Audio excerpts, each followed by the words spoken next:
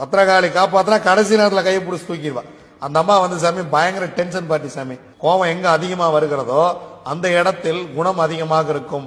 வாழ்க்கையில் எந்த பிரச்சனையா இருந்தாலும் சரி, ஒரே ஒரு நாள் போய் அடி எடுத்து வைங்க, பத்திரகாளிய போய் மண்டிட்டு வணங்கிட்டு வாங்க. நீங்க நினைக்கிறத விட அந்த அம்மா உங்க கூட வரும். எந்திரிச்சு கூடையே வந்து உங்க கூடவே இருந்து உங்களுக்கு என்ன வேணுமோ அதை செஞ்சு கொடுக்கும். ஆனா என்னன்னா நீங்க நேர்மையா இருக்கணும். அது ஒண்ணுதான். உங்க பக்கம் தவறு இருந்துச்சு, அந்த அம்மா நீங்க எல்லாம் பார்க்காது, நான் எல்லாம் பார்க்காது, எவனும் பார்க்காது, சிவனும் பார்க்காது, தூக்கிறோம். அந்த அம்மா சாதாரணப்பட்ட ஆள்லாம் கிடையாது. சிவபெருமானியே என்னன்னு கேட்டா ஒரே ஆள் பத்திரகாளி மட்டுமே. கடைசிய டெட்டன்ட் அந்த அம்மா தான் சாமி. என்னை காப்பாத்துறதுக்கு தெய்வமே இல்லை நீங்க முடிவு பண்ணீங்கன்னா கூட திக்கற்றவர்களுக்கு கடைசி துணை பத்திரகாளியே.